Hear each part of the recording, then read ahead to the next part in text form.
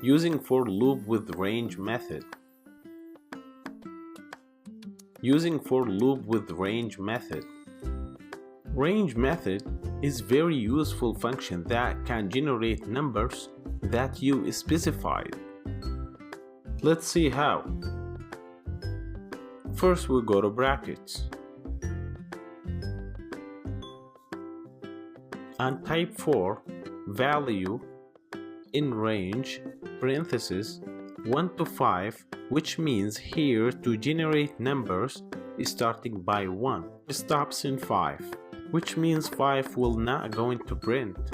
Also make sure you have the indent before print keyword because it should be within for loop. Then print that by typing print value. Okay, let's try that on terminal.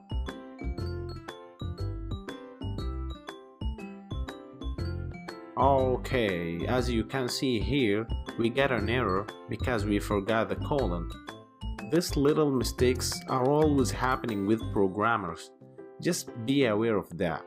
Okay, try that on terminal again. Wonderful, it works well right now. Started from 1 and stopped on 5. Thanks for watching.